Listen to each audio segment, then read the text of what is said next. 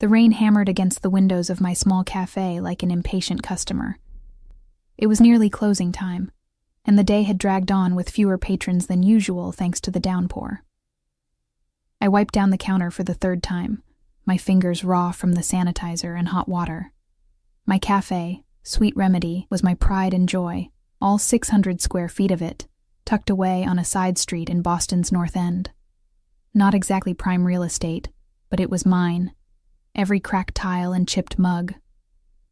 "Looks like it's just you and me tonight," I said to the empty room, my voice echoing slightly against the exposed brick wall. The antique clock above the espresso machine ticked past 8:45 p.m. 15 minutes until official closing time, though I doubted anyone would brave this storm for a cappuccino. I turned to organize the pastry case for tomorrow. What remained of today's offerings would go to the shelter down the street when the bell above the door jingled. A gust of rain-soaked wind swirled in, carrying with it an elderly man who looked thoroughly drenched. Water dripped from his gray wool coat, forming a puddle at his feet. "I'm so sorry to come in so late," he said, his accent thick with old country Italian. "I got caught in this terrible rain. Don't worry about it," I replied, already reaching for a clean towel. "You're welcome to wait it out here. Can I get you something warm to drink?" He smiled gratefully, revealing deep creases around his eyes. "An espresso would be wonderful, if it's not too much trouble." As I prepared his drink, I noticed 2 large shopping bags at his feet, soaking wet and looking ready to tear at any moment. Designer bags from the high-end boutiques on Newbury Street, definitely out of place in my humble establishment. "Here you go," I said, sliding the espresso across the counter. "On the house." "Bad weather discount," he chuckled, a warm, grandfatherly sound. "You are very kind, Miss Sophia." "Sophia Carter," I answered, wiping my hands on my apron. "Ah, Sophia. A beautiful name." He nodded approvingly. "I am Vincenzo." Just Vincenzo, no last name offered. I didn't press. When he'd finished his espresso, the rain continued its assault outside. Vincenzo glanced at his watch with a frown. "I'm afraid I must go. My driver is waiting, and I have kept him too long already." He struggled slightly as he tried to gather his bags, his arthritic hands trembling with the effort.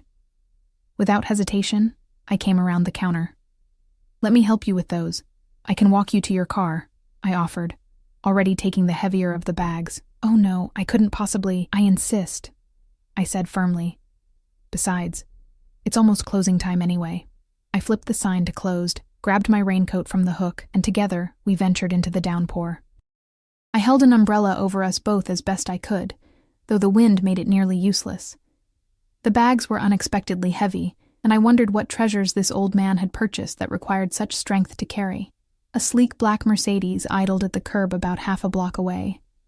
As we approached, I noticed the darkly tinted windows and the imposing figure of a man standing beside the car, seemingly unbothered by the rain soaking through his suit. "That's my ride," Vincenzo said, a note of relief in his voice. The suited man rushed forward at the sight of us, his face a mask of concern. "Mr. Rossi, I was about to come looking for you." Mr. Rossi. So there was a last name after all. "Relax, Antonio. This kind young lady was good enough to help an old man with his burdens." Vincenzo patted my arm affectionately. "This is Sophia. She has a lovely little cafe just there." Antonio barely acknowledged me, instead taking the bags from my hands with surprising gentleness. "You should have called, sir. You shouldn't be carrying anything in this weather." "Sometimes fate puts the right people in our path at the right moment," Vincenzo replied cryptically, his eyes lingering on me. "Thank you, Sophia Carter. Your kindness will not be forgotten." There was something in the way he said it, like a promise rather than pleasantry, that sent a small shiver down my spine. Before I could respond, Antonio had ushered him into the back seat, closed the door firmly, and the Mercedes pulled away from the curb, leaving me alone in the rain. I stood there for a moment, water seeping into my shoes, watching the red taillights disappear around the corner. The next morning dawned clear and bright, as if the previous night's storm had been a figment of my imagination. I arrived at Sweet Remedy at 5:30 a.m. as usual, unlocking the door and flicking on the lights. The familiar scent of coffee beans and lingering sweetness from yesterday's pastries greeted me like an old friend. By 6:15, I had the first batch of muffins in the oven, and was preparing the coffee stations for the morning rush. If you could call a dozen or so regular customers a rush. Marco, my only employee, wouldn't arrive until 7, leaving me these peaceful moments to myself. At precisely 7:30, when Marco was arranging fresh pastries in the display case, and I was serving our first customers of the day, the bell above the door chimed. 4 men entered in perfect unison, like dancers in a well-rehearsed performance. My blood turned to ice water. They were dressed identically in immaculate black suits, white shirts, and thin black ties. Each wore dark sunglasses despite being indoors, and each had the unmistakable bulge of a shoulder holster beneath their jackets. They moved with military precision, positioning themselves around the cafe, one by the door, one near the register, 2 others taking up positions near the windows.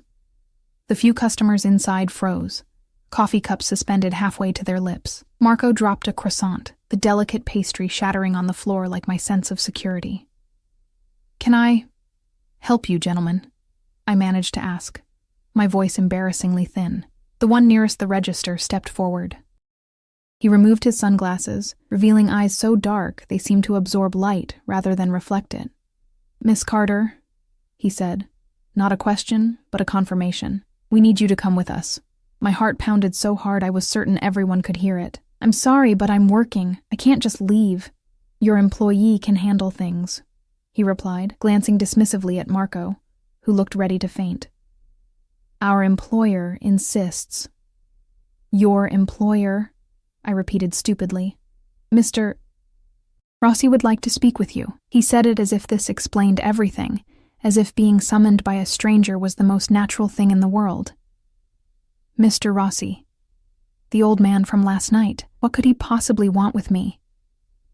"I don't understand," I said, gripping the counter for support. "If Mr. Rossi wants to thank me for helping him, he can come here for a free coffee." A ghost of a smile flitted across the man's face. There and gone so quickly I might have imagined it. "That's not how this works, Miss Carter. Mr. Rossi doesn't come to you. You go to him." A woman in the corner stood abruptly, grabbed her purse, and hurried out the door, giving the guard stationed there a wide berth. Her departure seemed to break a spell, and 2 other customers followed suit, leaving their half-finished drinks behind. Only Mrs. Abernathy, my most loyal customer at 82 years old, remained. Her rheumy eyes narrowed suspiciously at the intruders. "Young man," she called out, her voice surprisingly strong, "you tell your boss that kidnapping is still a federal offense, fancy suits or not." The man didn't even look at her. His eyes remained fixed on me, waiting for my answer.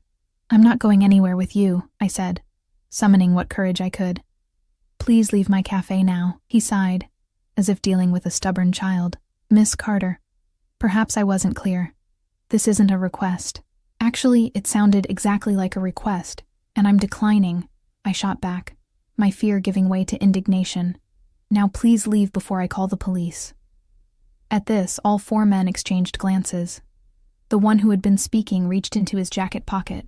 I flinched, expecting a weapon, and pulled out a business card. He placed it on the counter. "Mr. Rossi will be very disappointed," he said evenly. "When you change your mind, call this number." "I won't be changing my mind." Another almost smile. "We'll see. Mr. Rossi is a very persuasive man." With that, they filed out of the cafe as precisely as they had entered, leaving behind a vacuum of tension so profound my ears popped. Marco sagged against the pastry case. "Holy shit, Sophia. Who were those guys? What did you do?" "I helped an old man with his shopping bags," I muttered, picking up the business card. It was heavy stock, cream-colored, with just a phone number embossed in elegant script. No name, no company. Mrs. Abernathy hobbled over to the counter, her cane tapping against the tile floor. "Sophia, dear, you've got yourself mixed up with Vincenzo Rossi." The name clearly meant something to her. "You know him?" She nodded gravely. "Everyone in the North End who's been here long enough knows the Rossi family. They've controlled this part of Boston for generations." She leaned closer, lowering her voice. "They say his son, Alessandro, runs things now, but Vincenzo still holds the real power." My stomach dropped. "What exactly do they run?" She gave me a look that said I should know better than to ask. "Everything, dear. Protection, gambling, imports, the family business. The mafia. I had helped a mafia boss with his shopping bags. And now, for some unfathomable reason, he wanted to see me. The rest of the day passed in a blur of anxiety.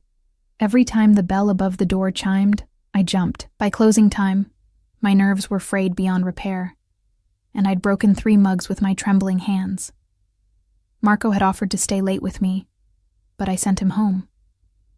Whatever trouble I was in, I didn't want to drag him into it. I was wiping down tables when the bell chimed one last time.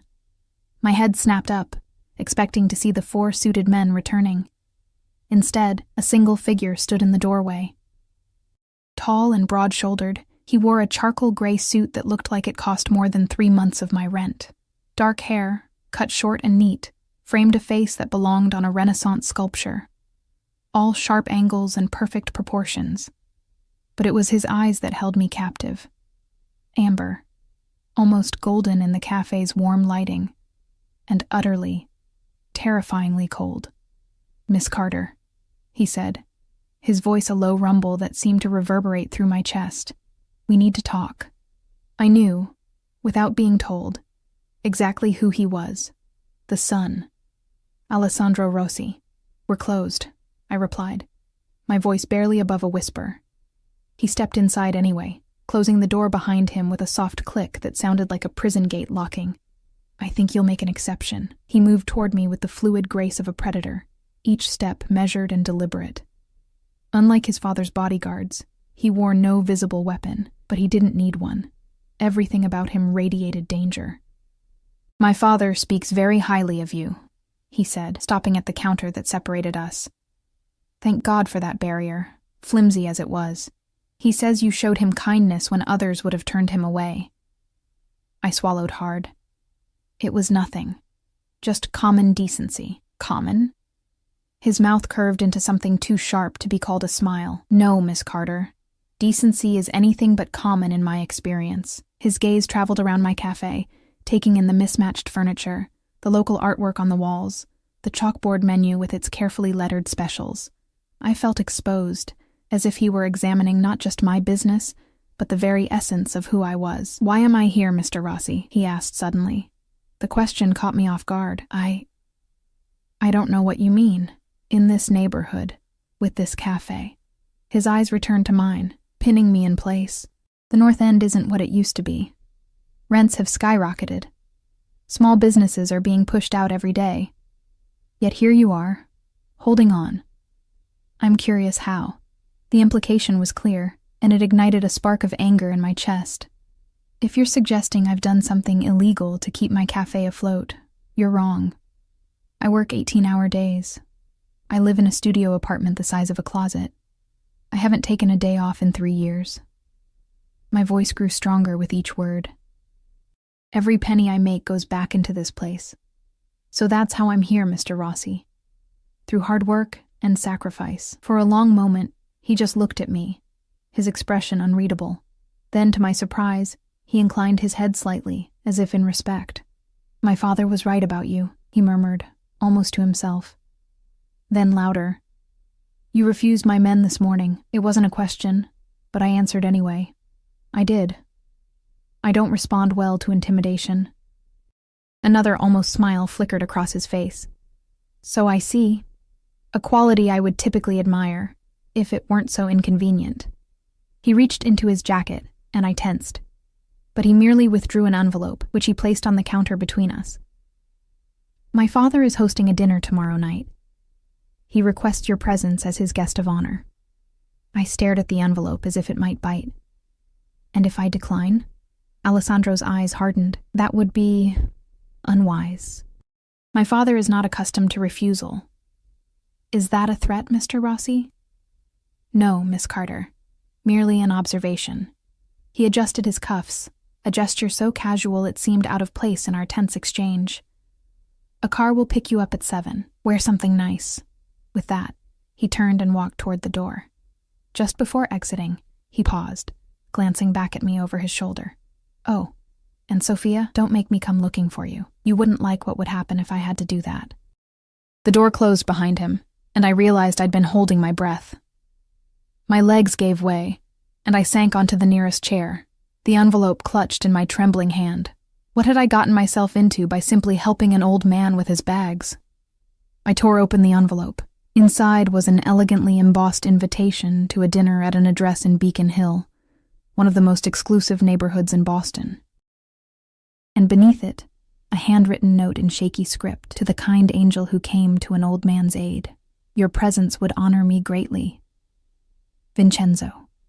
I barely slept that night, tossing and turning in my tiny apartment above the cafe. Every time I closed my eyes, I saw Alessandro Rossi's cold amber gaze, felt the subtle menace in his parting words. Don't make me come looking for you. By morning, I had convinced myself to go to the dinner, not out of fear, though there was plenty of that, but out of a desperate need to understand why a mafia family had suddenly taken an interest in me. Knowledge was power, and right now, I had none. The day crawled by in agonizing slow motion. I told Marco I had a family dinner that evening, earning a skeptical look but no questions. After closing the cafe early at 5 p.m., I stood before my pathetic excuse for a closet, staring at clothes that were wholly inadequate for whatever awaited me. The nicest thing I owned was a simple black dress I'd worn to a college friend's wedding 2 years ago. It would have to do. I paired it with my only heels, and a delicate silver necklace that had belonged to my mother. My hair, usually confined to a practical bun for work, fell in dark waves past my shoulders. The woman in the mirror looked like a stranger, vulnerable, uncertain, but determined. At precisely 7 p.m., a sleek black car pulled up outside my building. The driver, a stone-faced man in his 50s, opened the door without a word. As we drove through the city, the neighborhoods grew progressively more affluent, until we finally pulled up to a towering brownstone in Beacon Hill. Gas lamps flickered on either side of an imposing oak door, giving the entrance an almost Gothic appearance. Before I could gather my courage to exit the car, the driver was opening my door, extending a hand to help me out. "Miss Carter," he said, the first words he'd spoken to me, "Mr. Rossi is expecting you."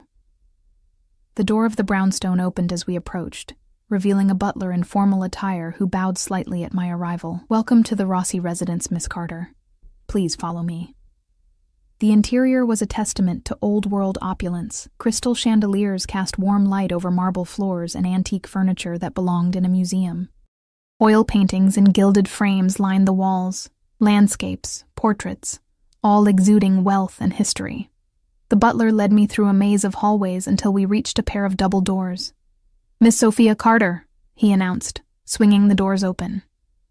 The dining room beyond was intimate, despite its grandeur, with a table set for just 6 people. Vincenzo Rossi sat at the head, looking much more composed than when I'd met him, his silver hair neatly combed, his suit impeccable. Alessandro stood by a fireplace that crackled with real flames, a tumbler of amber liquid in his hand. 3 other men, all in similar dark suits, occupied the remaining space. Every eye turned to me as I entered, and I fought the urge to flee. "Ah, Sophia!" Vincenzo's face lit up with genuine pleasure. "You came. I'm delighted." He rose with surprising agility for his age and crossed to take my hands in his. "Thank you for honoring an old man's invitation." "I didn't feel I had much choice," I said quietly, my eyes flicking to Alessandro, who watched our interaction with inscrutable intensity. Vincenzo followed my gaze and chuckled. "My son can be persuasive, a necessary quality in our line of work." He patted my hand. "But tonight is not about business. Tonight is about gratitude and new friendships." He led me to the table, seating me at his right hand, a position of honor, I realized belatedly. Alessandro took the seat directly across from me, his eyes never leaving my face. "Allow me to introduce my associates," Vincenzo said. "This is Marco Venucci, my consigliere." A man with salt and pepper hair and wire-rimmed glasses nodded to me. Unlike the others, his eyes were kind behind his spectacles. "Franco and Paolo Gambino, my nephews." 2 younger men, perhaps in their 30s, gave identical tight-lipped smiles. There was a family resemblance between them. The same hooded eyes, the same slightly crooked noses that had likely been broken and reset. And of course, my son, Alessandro, whom you've already met. Alessandro raised his glass slightly in acknowledgement, his expression unreadable. The dinner began with a parade of exquisite Italian dishes, each more delicious than the last. Despite my anxiety, I found myself eating with unexpected appetite. Vincenzo kept up a steady stream of conversation, telling stories of the old neighborhood, of Italy, of his childhood. It was easy to forget, listening to him, exactly who these men were and what they did, until Alessandro spoke.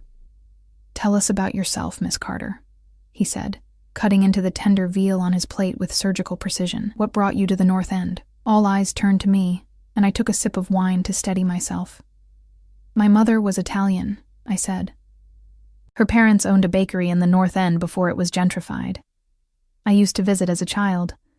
When I decided to open my own place, it felt like coming home." "And your father?" Alessandro pressed. "American. He was a professor at Boston College. He died when I was 12. "I'm sorry for your loss," Vincenzo said, and the sincerity in his voice was unmistakable. "Family is everything." Alessandro's gaze hadn't wavered. "And you have no other family?" "No," I admitted. "It's just me." Something flickered in his eyes. Satisfaction? Relief? It was gone before I could identify it. "That must be difficult," the consigliere Marco commented. "Running a business alone with no support." I straightened in my chair. "I manage." "Barely," Alessandro said. "Your cafe is charming, but financially precarious. Your landlord has raised your rent 3 times in the past 2 years. Your equipment is outdated. And the new chain coffee shop opening 2 blocks away will likely cut your business in half." I froze, my fork suspended midway to my mouth. "How could you possibly know all that?" He smiled, a cold, calculating expression that never reached his eyes. "Information is a commodity in which my family trades extensively." "My son," Vincenzo interrupted, shooting Alessandro a warning look, "sometimes forgets his manners, but he raises valid concerns. Your situation is not ideal." "I never said it was," I replied, setting down my fork. "But it's mine. I built it from nothing, and I'll keep fighting for it." Vincenzo nodded approvingly, "Spoken like a true Italian, despite your American name. You have fire in your blood, Sophia." "Why am I here, Mr. Rossi?" I asked bluntly. "Why this dinner? The bodyguards at my cafe, all of it, because I helped you with your bags? That's hardly worthy of whatever this is." The table fell silent. The Gambino brothers exchanged uneasy glances. Even Alessandro seemed surprised by my directness, but Vincenzo merely laughed, a hearty sound that filled the room. "Direct. I appreciate that." His expression sobered. "You're here because you showed kindness to a stranger without expectation of reward. Do you know how rare that is in this world? In my world especially." He leaned forward, his dark eyes suddenly intense. "I've spent my life surrounded by people who want something from me. Money, power, protection. Even my own family." He glanced at his son. "They serve me out of duty and blood obligation. But you, a young woman with nothing to gain, helped an old man simply because he needed help. Anyone would have done the same," I insisted. "No," Alessandro said flatly. "They wouldn't. Trust me on this." Vincenzo reached for my hand, patting it gently. "I want to help you, Sophia, as you helped me." Warning bells rang in my head. "I appreciate the gesture, Mr. Rossi, but I don't need help. Your financial records suggest otherwise," Alessandro commented dryly. I flushed with anger and embarrassment. "You looked at my financial records? That's illegal." He shrugged, unconcerned. "Many things I do are illegal. It's a matter of perspective. What my son is trying to say," Vincenzo cut in smoothly, "is that we have the resources to ensure your cafe thrives. The landlord could be persuaded to lower your rent. The chain coffee shop might decide this neighborhood isn't profitable after all. Equipment can be upgraded." I stared at him in disbelief. "Are you offering me protection, like some kind of business arrangement?" Alessandro supplied. "Nothing more, nothing less." "And what would you expect in return?" I asked, my voice barely above a whisper. Vincenzo spread his hands. "Nothing. Consider it a gift." I didn't believe him for a second. No one, especially not a man like Vincenzo Rossi, gave something for nothing. "I can't accept," I said firmly. Thank you for the dinner, but I should go. I made to stand, but Alessandro's voice stopped me. My father is dying, Miss Carter. The words landed like a physical blow. I sank back into my chair, looking at Vincenzo with new eyes. Now that Alessandro had said it, I could see the signs, the slight yellowish tinge to Vincenzo's skin, the way his suit hung too loosely on his frame, the tiredness behind his smile. Pancreatic cancer, Vincenzo confirmed calmly. 4 months. Maybe less, the doctors say. He waved a hand dismissively. I've lived a long life. I'm not afraid of what comes next. I'm sorry, I said, the words wholly inadequate. But I still don't understand what this has to do with me. Vincenzo exchanged a look with Alessandro that contained volumes of unspoken communication. Then he turned back to me. In my final months, I find myself reflecting on my legacy. I've built an empire, yes, but at what cost? What mark will I truly leave on this world? He gestured around the table. These men will protect the family's interests. Alessandro will lead with strength and intelligence. But who will remember the man, not the myth? Who will speak of kindness when they tell stories of Vincenzo Rossi?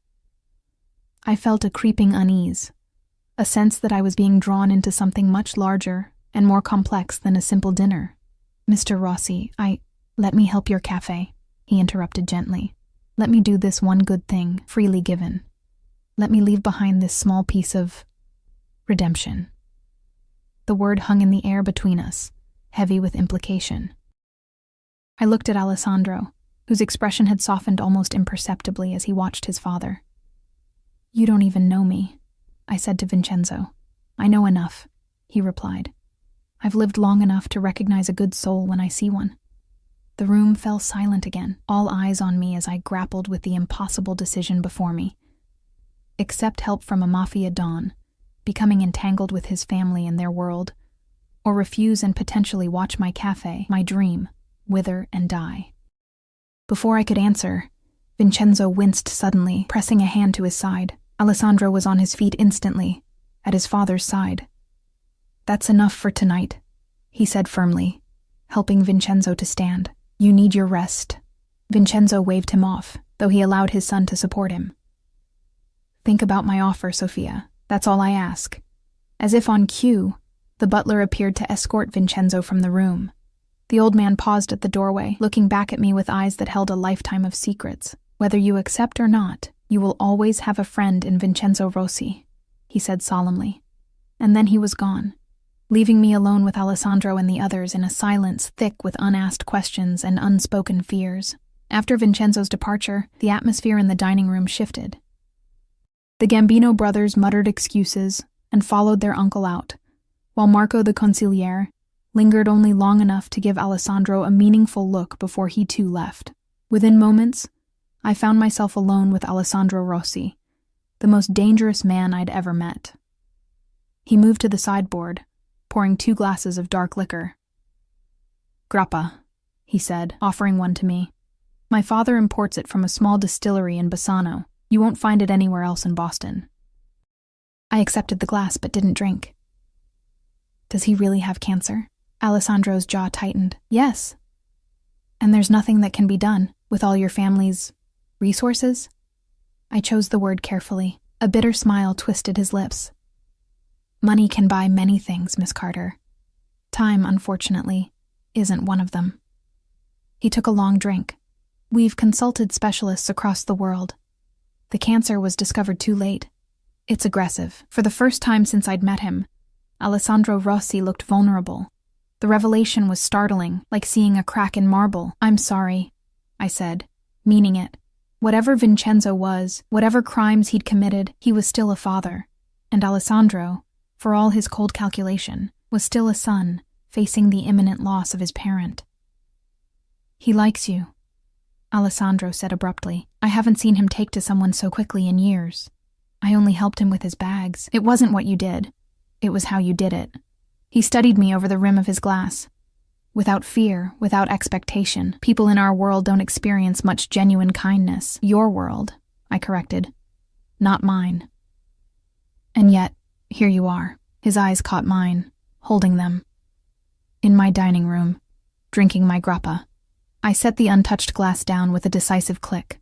A situation I intend to remedy immediately. I'd like to go home now, Mr. Rossi. Instead of answering, he crossed to the windows that overlook the garden, his back to me. Do you know what will happen to your cafe without our intervention? I'll manage, I repeated stubbornly. No, he said simply. You won't. Your landlord isn't just raising the rent randomly. The entire block is being prepared for redevelopment, luxury condominiums, boutique retailers. Your lease won't be renewed when it expires in 3 months. The news hit me like a physical blow. That's not possible. My landlord promised. Your landlord lied. Alessandro turned to face me. The papers were signed last week. I've seen them. My mind raced. 3 months. All my work, my savings, my dreams, gone in 3 months. Even if that's true, I said, fighting to keep my voice steady. I don't see how getting involved with your family could possibly be the solution. What would people think if they knew I was associated with you? They would think you were under our protection. He spoke the word like a caress. And they would treat you accordingly. As what? Your charity case? Your pet project? I spat the words. His eyes darkened. As someone under the care of the Rossi family, it would open doors for you, not close them. At what cost? I challenged. People don't cross the mafia without consequences. I've seen enough movies to know that. Alessandro's laugh was unexpected, a deep sound that transformed his face. Movies exaggerate. We're businessmen, Sophia, admittedly with unorthodox methods, but businessmen nonetheless. Who kill people, I added. His amusement vanished. When necessary. A chill ran through me at the casual admission. This man had almost certainly taken lives, ordered deaths, ruined families. And here I was, alone with him, challenging him. As if reading my thoughts, his expression softened marginally. You're afraid of me. It wasn't a question, but I answered anyway. Yes. Good. Fear is a natural response to a predator. It keeps prey alive. He set his empty glass down. But you're not prey, Sophia. Not to me. What am I then?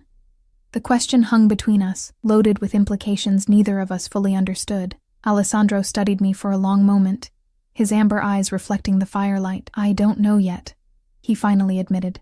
But I intend to find out. Before I could respond, the door opened, and the driver who had brought me appeared. The car is ready, sir. Alessandro nodded. Take Miss Carter home. Just like that, I was dismissed. But as I moved toward the door, his voice stopped me one last time. My father's offer stands. Think about it, Sophia. 3 months isn't a long time. I spent a sleepless night turning the Rossi's offer over in my mind. By morning, I'd made my decision. I would not get entangled with a crime family, no matter the cost. If I lost the cafe, I would start again somewhere else. My integrity was worth more than brick and mortar. The morning rush at Sweet Remedy was busier than usual, perhaps because people were curious about the suited men who had appeared the day before. Mrs. Abernathy came in for her regular Earl Grey tea and scone, settling at her usual table by the window. You look tired, dear, she observed as I brought her order. Trouble sleeping? I hesitated, then sat across from her. Mrs. Abernathy, how well do you know the Rossi family? Her eyes widened slightly. Well enough to stay out of their way. She leaned forward. Did they bother you again? Not exactly, I hedged. I had dinner with them last night, with Vincenzo and his son. She nearly choked on her tea. Good Lord, child. What did they want? To help me, supposedly. Vincenzo offered to intervene with my landlord, make sure the cafe stays open. And what did you tell them? Nothing yet. But I'm going to decline. Mrs. Abernathy's weathered hand covered mine. Listen to me, Sophia. I've lived in this neighborhood for 60 years. I've seen what happens to people who get involved with the Rossis, even peripherally. It never ends well. So you think I'm making the right choice? She hesitated, her eyes troubled. I think, once the Rossis take an interest in you, saying no becomes complicated. A cold knot formed in my stomach. What do you mean?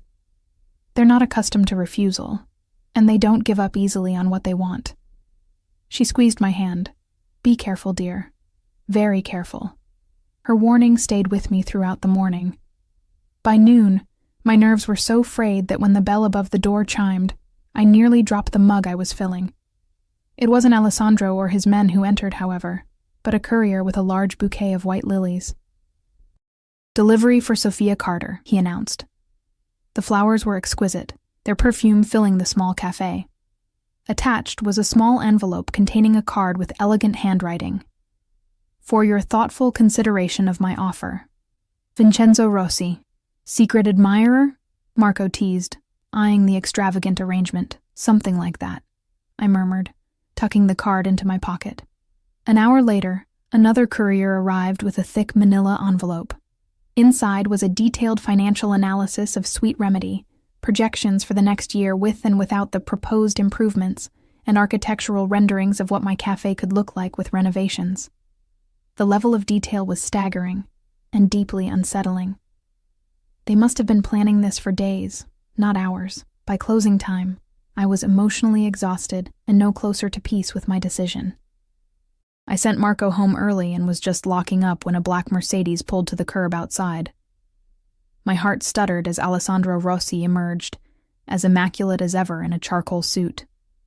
He entered without waiting for an invitation, his presence immediately dominating the small space. "Did you receive my father's gifts?" he asked without preamble. "The flowers, yes. And the proposal." I crossed my arms defensively. "It's very thorough.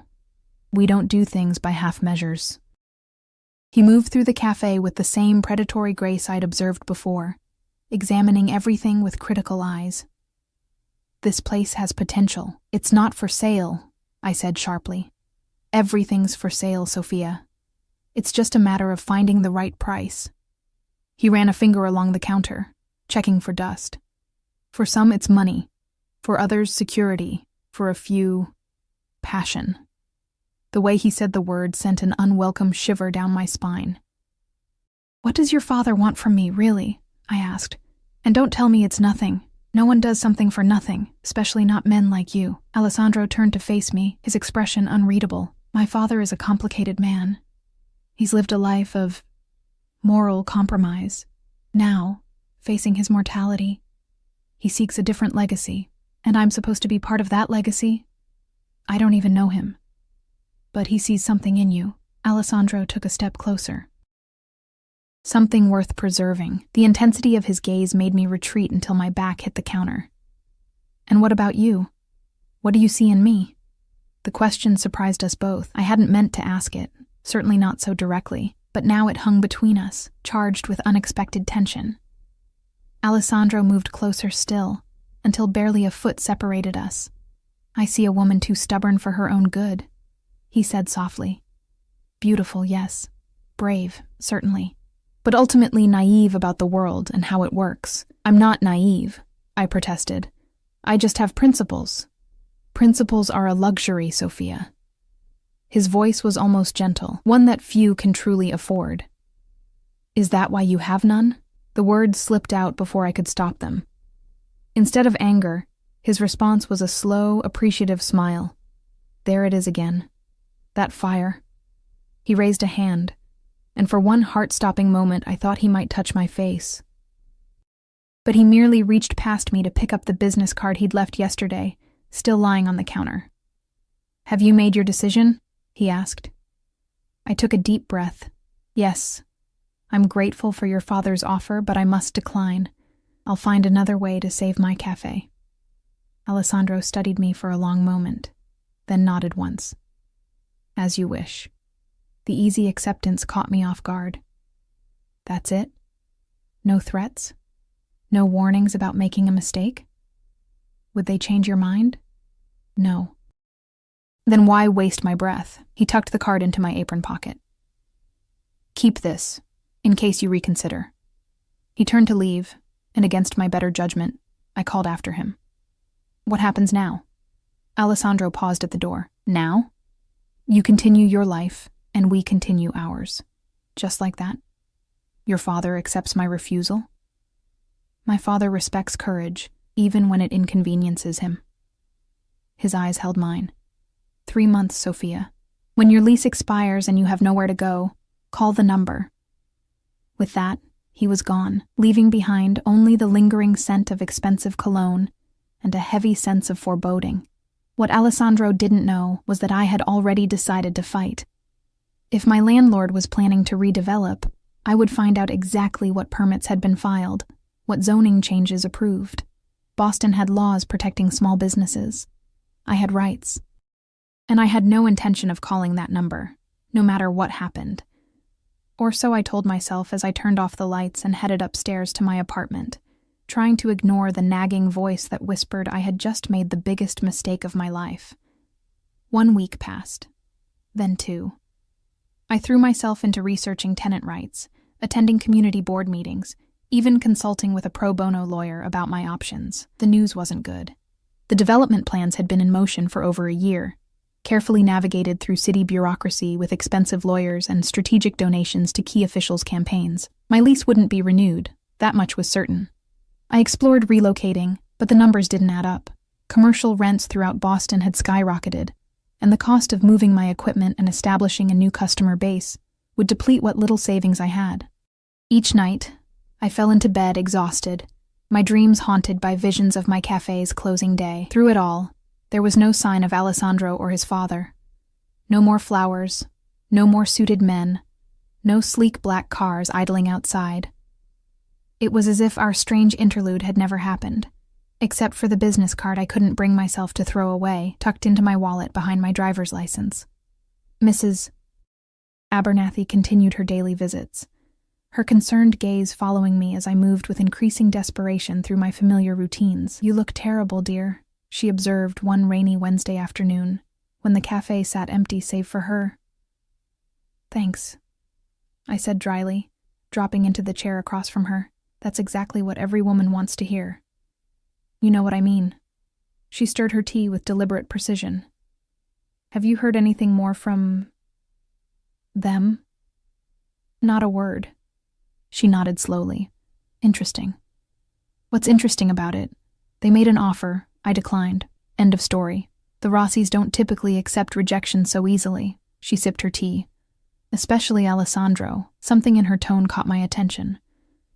"You sound like you know him personally." A shadow crossed her face. "This neighborhood has a long memory, Sophia. The Rossis have been here for generations. I remember Alessandro as a boy, quiet, watchful, always at his father's side. Even then, there was something intense about him." "He's certainly intense now," I muttered. Mrs. Abernathy's gaze sharpened. "Be careful, dear. Men like Alessandro Rossi don't pursue things casually. If he's let you alone for now, it's because he's waiting." "Waiting for what?" "For you to come to him." She set down her cup with a decisive click. "And from the looks of you, he won't have to wait much longer." Her words stung, because they contained a kernel of truth. With each passing day, with each dead end in my search for solutions, the Rossi's offer loomed larger in my mind. What harm would there really be in accepting their help? It wasn't as if they were asking me to participate in anything illegal, just to accept their protection, their patronage, their ownership. A voice in my head whispered. The bell above the door jingled, interrupting my thoughts. A young man in an expensive suit entered, his eyes scanning the cafe until they found me. "Miss Carter?" he asked, approaching with a leather portfolio tucked under his arm. "Yes?" I answered warily. "Jonathan Pierce, from Beacon Development Group." He extended a hand, which I didn't take. His smile faltered slightly, but he pressed on. "I was hoping we might have a moment to discuss your cafe. Beacon Development Group, the company buying the building." Mrs. Abernathy gathered her things with surprising speed. "I should be going. Call me later, Sophia." She shot the developer a withering glance as she hobbled past. Once we were alone, Pierce laid his portfolio on the table and extracted a glossy brochure.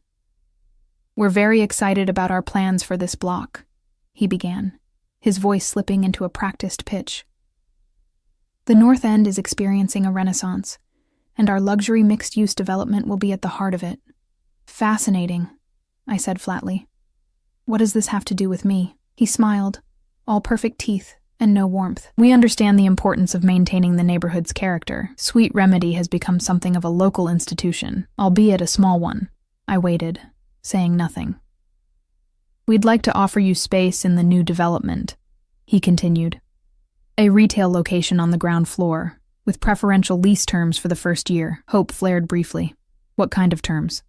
20% below market rate for 12 months, after which you transition to standard commercial rates. He slid a document toward me. Of course, there would be a 20-month gap between your current lease ending and the new space becoming available. The hope died as quickly as it had come.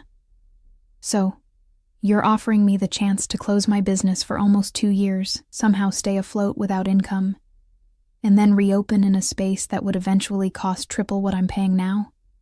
His smile didn't falter. We're offering you an opportunity many small business owners would jump at, Miss Carter.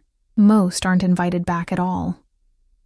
How generous, I said, my voice dripping with sarcasm. And what am I supposed to do for those 20 months? Pierce shrugged, the gesture dismissive. That's not really our concern, though I understand there's a charming little business incubator space opening in Dorchester. Perhaps you could operate at a reduced capacity there. I stood abruptly. Thank you for your offer, Mr. Pierce. I'll give it all the consideration it deserves. He gathered his materials, unfazed by my obvious dismissal. The offer stands for 2 weeks, Miss Carter. After that, we'll be moving forward with another tenant for the retail space. At the door, he paused. Oh, and if you're thinking of fighting this legally, I wouldn't waste your time or money. The development has all necessary approvals. After he left, I locked the door behind him, flipping the sign to closed despite it being only 3 p.m. Tears of frustration burned behind my eyes, but I refused to let them fall. Instead, I channeled my anger into scrubbing every surface in the cafe until my hands were raw and my arms ached. It was nearly dark when I finally stopped, sinking onto a chair in exhaustion.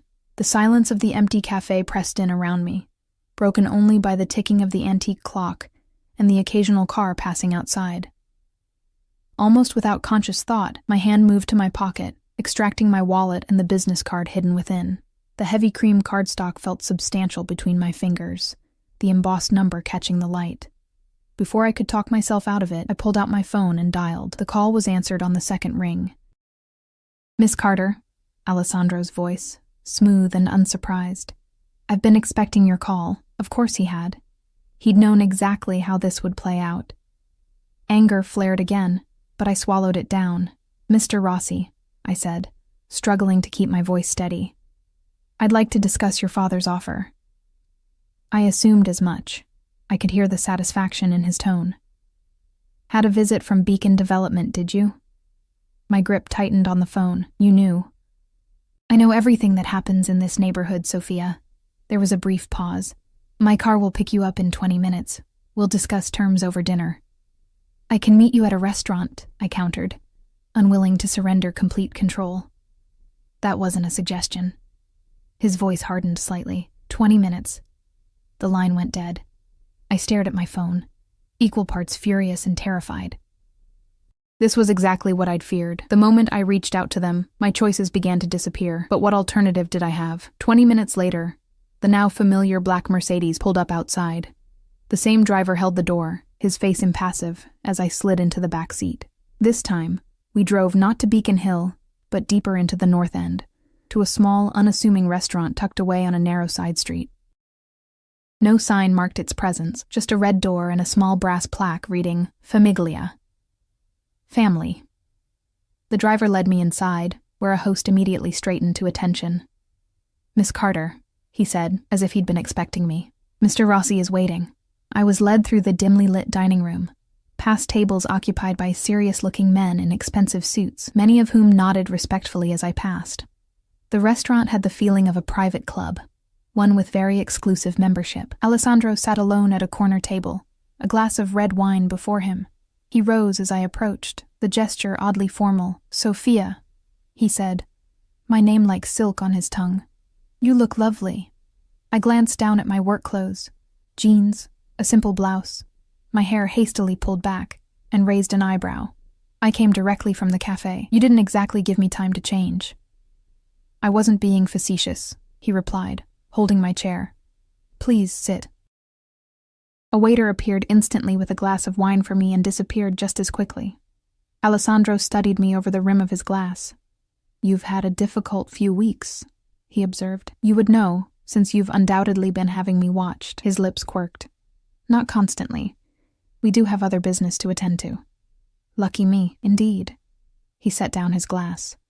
Beacon Development made you their standard offer, I presume? Substandard space at inflated rent? After an impossibly long wait? I nodded, taking a sip of wine to hide my discomfort. It was excellent, of course. Did you know, Alessandro continued, that Beacon is a subsidiary of Crown Investments, which in turn is owned by Meridian Holdings? Should that mean something to me? Probably not. But it might interest you to know that Meridian's CEO's brother owes my family a considerable sum. A gambling debt accumulated at one of our establishments in Atlantic City. I set down my glass carefully. Are you saying you could stop the development? No. The development will proceed. It's too far advanced. Too many interests involved. His amber eyes held mine. But certain accommodations could be made. What kind of accommodations? Alessandro signaled to the waiter, who returned with 2 menus. Let's order first. The chef here makes a carbonara that would bring tears to your eyes. I ignored the menu. I'm not hungry, Mr. Rossi. I'm here to discuss business. He sighed, setting aside his own menu. Very well. Direct as always. He leaned forward, hands clasped before him. Here's what I propose.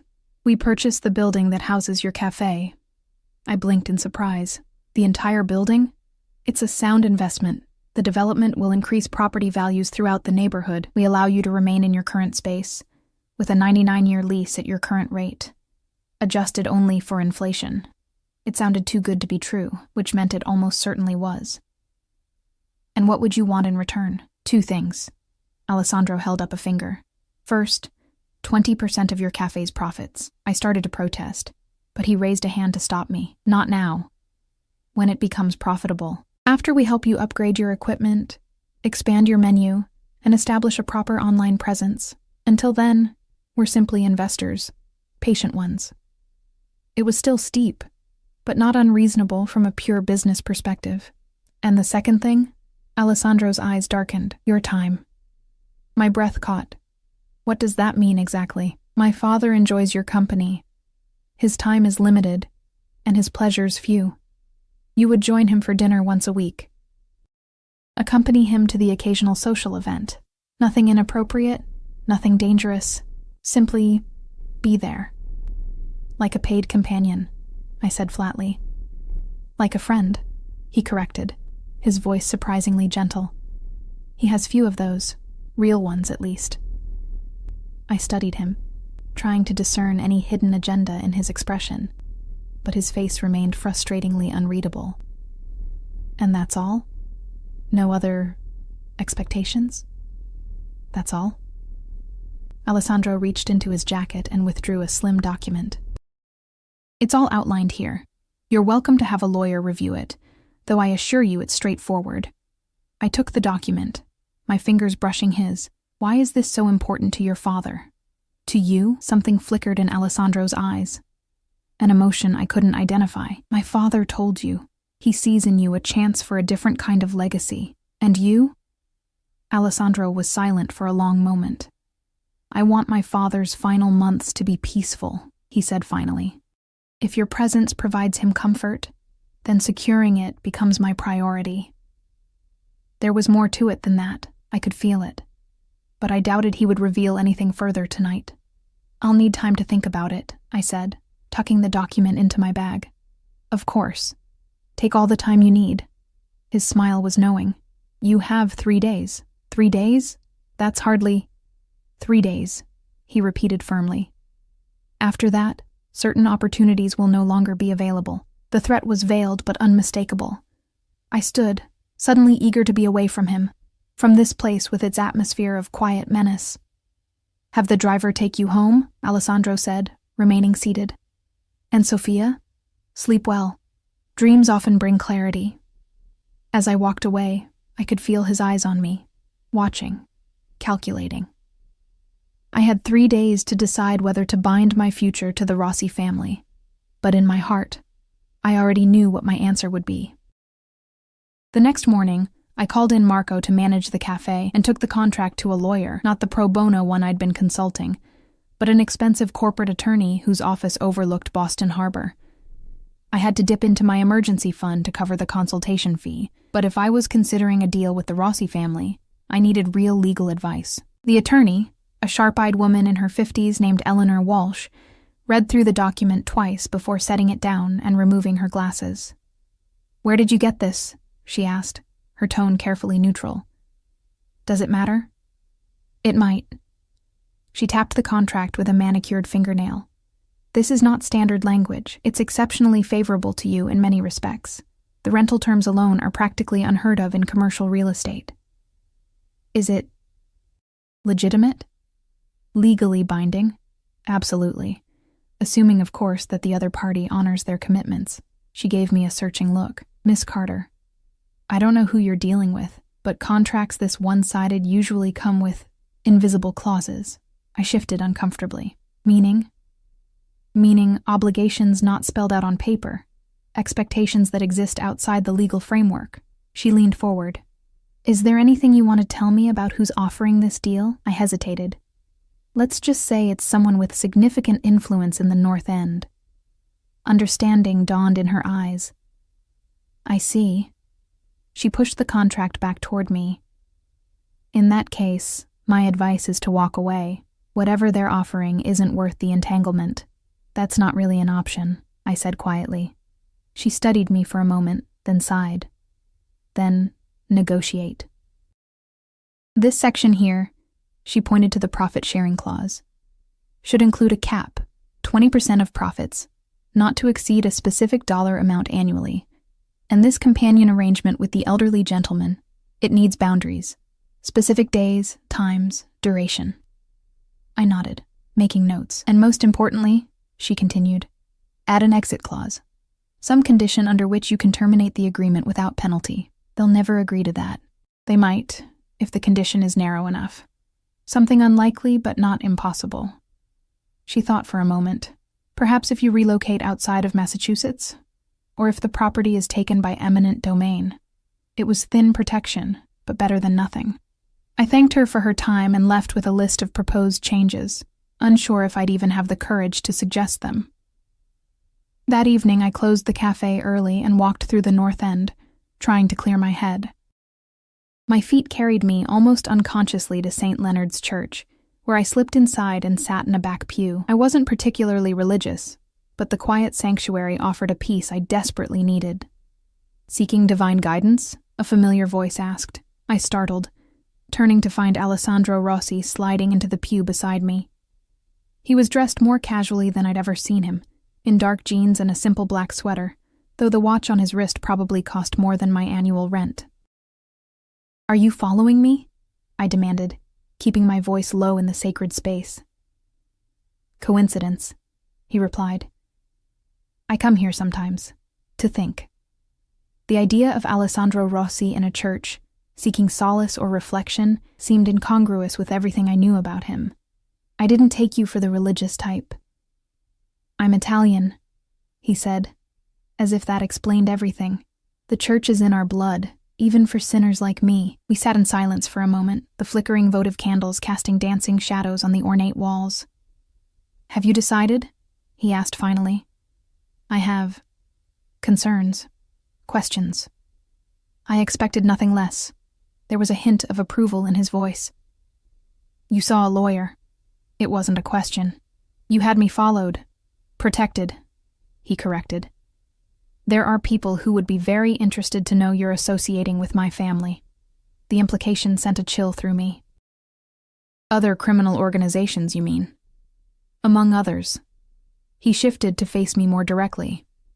"What did your lawyer advise?" "To walk away."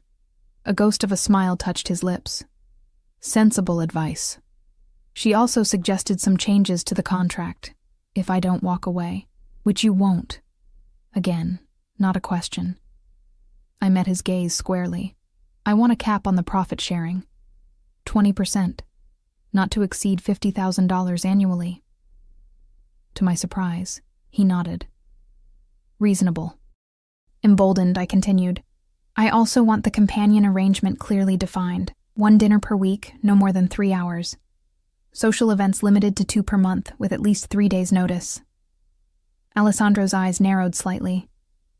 My father's health is unpredictable. There may be times when he wishes to see you outside the schedule. Then he can call and ask, like a normal person. I'll accommodate him when I can, but I need boundaries. He studied me for a long moment, then inclined his head slightly. Agreed. Anything else? An exit clause, I said, bracing for resistance. If I move out of state, or if the property is taken by eminent domain, the agreement terminates without penalty. Alessandro was silent, his expression unreadable in the dim light. Those are my conditions, I said, trying to sound more confident than I felt. Take them or leave them. I accept your first two conditions, he said finally. The exit clause is problematic. It's non-negotiable. His eyes hardened. Everything is negotiable, Sophia. The question is what you're willing to trade. What do you want? I asked warily. A modification. The agreement terminates if you leave the state. Yes, but only after my father's passing. While he lives, you remain bound by our arrangement, regardless of your location. It made sense, in a twisted way. This was about Vincenzo, after all. Once he was gone, Alessandro would have no reason to maintain the charade of friendship with me. Agreed, I said, suddenly exhausted by the negotiation. I assume you'll have a revised contract drawn up? It will be delivered tomorrow. Alessandro stood, hesitating for a moment before adding, My father would like to see you, tonight, if possible. I looked up at him in surprise. Now? It's after 9. He doesn't sleep much these days. The pain keeps him awake. The simple statement, delivered without self-pity or manipulation, reminded me of what lay at the heart of this strange arrangement. A dying man seeking comfort in his final months. All right, I said softly. I'll see him. The Beacon Hill brownstone was quieter than during my previous visit. Only one security guard stood at the entrance, nodding respectfully as Alessandro led me inside. The butler was nowhere to be seen, and the grand house had a subdued, almost sleepy atmosphere. My father is in his study, Alessandro explained, guiding me down a hallway lined with oil paintings. He tires easily, so please keep your visit brief. He stopped before a heavy wooden door, his hand on the knob. Sophia, he said, his voice low. Whatever your feelings about me, about our family, my father genuinely values your company. Please remember that. Before I could respond, he opened the door, ushering me into a warm, book-lined room. Vincenzo Rossi sat in a leather armchair by a crackling fire, a plaid blanket across his lap despite the warmth. In the 2 weeks since I'd last seen him, he seemed to have aged years. His face was more gaunt, his complexion waxier. Sophia! His face lit up at the sight of me, bringing a flash of vitality back to his features. What a wonderful surprise. Alessandro didn't tell me you were coming. Alessandro lingered in the doorway. I'll leave you two to talk. Vincenzo waved him away impatiently. Yes. Go intimidate someone else for a while. Once we were alone, Vincenzo gestured to the chair opposite his. Please sit. Would you like some tea? Or perhaps something stronger? Nothing, thank you, I said, taking the offered seat. Up close, the signs of his illness were even more apparent, the slight tremor in his hands, the hollowness around his eyes. I understand you and my son have been negotiating, he said, his dark eyes twinkling with surprising mischief. He's not used to being challenged. He seems to be handling it well enough. Alessandro adapts. It's what makes him an effective leader. Vincenzo adjusted his blanket. But that's not why I wanted to see you. How's your cafe? Thriving, I hope? The casual inquiry felt surreal, as if we were old friends catching up rather than a dying mafia boss and a cafe owner being coerced into an arrangement. It's the same as when you visited, I answered. Struggling but surviving. Not for long, though, without intervention. It wasn't a question. You've decided to accept our help? I nodded slowly. With some conditions, as you should. Never enter any arrangement without protecting yourself. He leaned forward slightly, wincing with the effort. Alessandro told you what we want in return? 20% of profits, and time with you. Vincenzo's smile was gentle. Does that seem so terrible? Spending time with an old man? It's not that, it's... I hesitated, unsure how to express my reservations without causing offense. The family business, he supplied. You worry about being tainted by association. Yes. He nodded thoughtfully. A legitimate concern, but let me ask you this, Sophia. Does helping an old man in the rain make you complicit in his sins? Does accepting help from someone you disapprove of compromise your own integrity? That depends on what's being asked in return. And I ask only for your company, your conversation. Perhaps, if I'm fortunate, your friendship. He spread his hands. Is that so corrupting? Put that way, it seemed almost reasonable. Almost. Why me?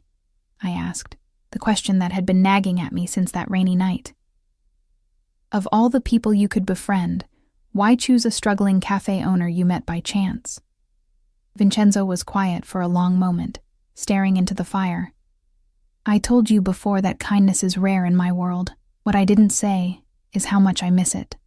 He looked up, his eyes suddenly vulnerable. My wife, Eliana, was kind. Not weak, never that. But genuinely, intrinsically kind. She saw the good in people, even me. What happened to her? Cancer. Like the one that's now claiming me. Ironic, isn't it? His smile was sad. When you helped me that night, something in your manner reminded me of her. The way you didn't hesitate, didn't calculate the advantage or risk. You simply helped because it was right. His revelation hit me harder than I expected. This wasn't just about a criminal seeking redemption. It was about a widower, facing his own mortality, finding a connection to someone he'd loved and lost. I'm sorry about your wife, I said softly. And I'm sorry about your illness. Don't be sorry. Be my friend, for whatever time I have left. He reached across the space between us, his hand trembling slightly. Not because of contracts or obligations, but because every life needs moments of simple human kindness. I took his hand, surprised by the strength still present in his grip. I think I can do that. 6 months later, I stood at Vincenzo Rossi's grave, a bouquet of white lilies in my hands. The funeral had been elaborate, a testament to his standing in both the criminal and legitimate business worlds. Politicians, police officials, and known underworld figures had all paid their respects. A strange assembly of the powerful united in their connection to one man. Alessandro stood a few yards away, accepting condolences with stoic dignity. He had emerged from the church immediately after the service, nodded once in my direction, and taken his position by the grave. We hadn't spoken directly. Over the past months, I had fulfilled my obligation to Vincenzo, joining him for dinner each week, accompanying him to the occasional concert or gallery opening when his health permitted. To my surprise, I had genuinely come to enjoy his company. Despite his criminal enterprises, he was a man of culture, wit, and unexpected wisdom. He spoke rarely of his business, instead sharing stories of his childhood in Italy, his love for his late wife, his complicated relationship with his only son. In turn, I told him about my dreams for the café, my struggles as a small business owner, even my fears about becoming entangled with his family. He listened with genuine interest, offering advice that was surprisingly practical and ethical. As for the café, the Rossi family had been true to their word. The building was purchased within days of our agreement. My equipment upgraded the following week. A discreet sign in the window, under the protection of the Rossi family, was all it took to send the developers from Beacon scurrying away. Business improved dramatically, though whether from the renovations or from people's curiosity about my connection to the notorious family, I couldn't say. Alessandro kept his distance, appearing only occasionally to escort me to or from his father's home. Our interactions remained formal, businesslike, though I sometimes caught him watching me with an intensity that sent shivers down my spine. Now, as the other mourners gradually dispersed, leaving only Alessandro and me at the graveside, I approached slowly, placing the lilies atop the casket. He went peacefully, Alessandro said, breaking the silence between us, in his sleep, as he wished.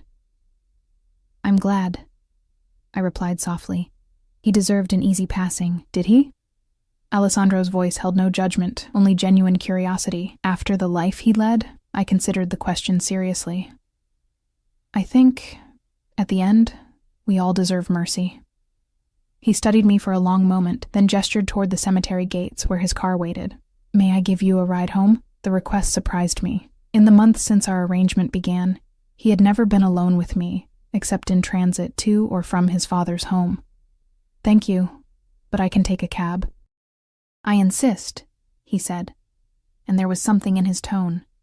Not quite a command, but not quite a request either. "We have matters to discuss." The drive back to the North End passed in silence. Alessandro stared out the window, his profile sharp against the fading light. Only when we pulled up outside my cafe did he finally turn to me. "Our contract is now void," he said abruptly. "With my father's passing, your obligation ends." A strange mix of relief and something like disappointment washed over me. "I understand. The property remains yours to use, under the terms we agreed upon. The protection of the Rossi family continues." He hesitated, then added, "But you are free to leave Boston should you wish." "I don't," I said honestly. "This is my home. My business is here." Alessandro nodded, as if confirming something to himself. "In that case, I have a proposition for you." "Another contract?" I couldn't keep the wariness from my voice. "No, something different." For the first time since I'd known him, Alessandro Rossi looked uncertain. "My father valued your company, your perspective. I find that I do as well." I stared at him, not comprehending. "What are you saying?" "I'm saying that I would like to continue our association. Not as a business arrangement, but as..." He searched for the right word. "Friends." "Friends?" I repeated, the word sounding strange in the context of our relationship. "To start," he said, his amber eyes intent on mine. "Perhaps in time something more, if you were amenable." The suggestion left me speechless. Alessandro Rossi, the feared mafia boss, was asking me, what?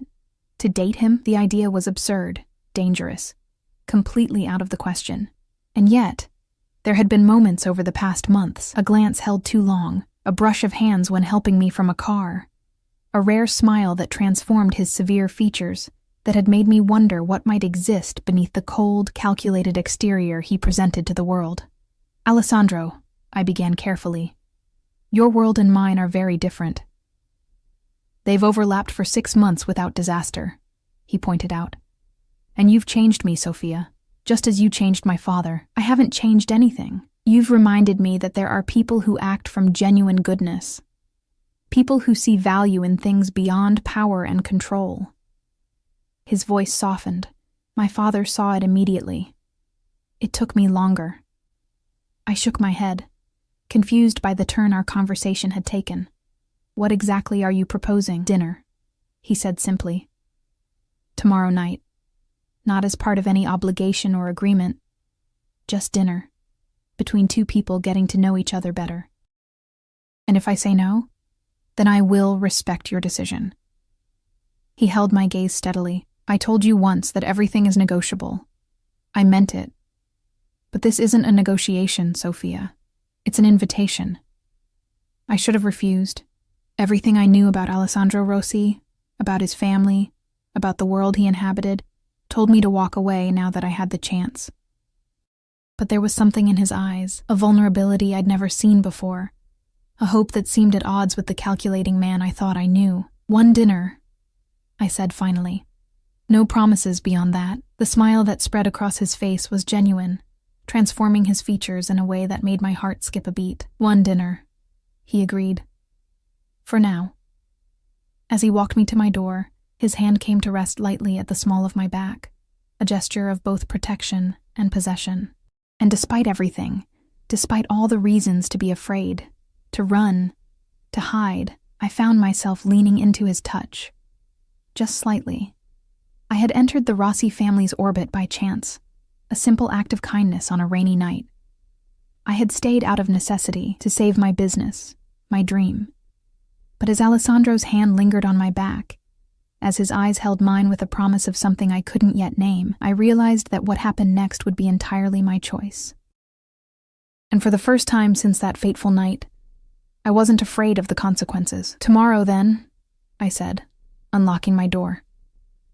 "Tomorrow," Alessandro confirmed, a new warmth in his voice that sent a shiver down my spine, not of fear, but of anticipation. As he walked back to his car, I watched him go, wondering what I was getting myself into. The sensible part of me knew this could only end badly. The Rossi family, their world, their business. None of it was compatible with the life I had planned for myself. But plans change. People change. And sometimes, the most dangerous choice is the one that leads to something unexpectedly beautiful. I closed the door behind me, already thinking about what I would wear tomorrow night. Whatever happened next, it would be on my terms. I had helped an old man carry his bags on a rainy night, and it had changed the course of my life.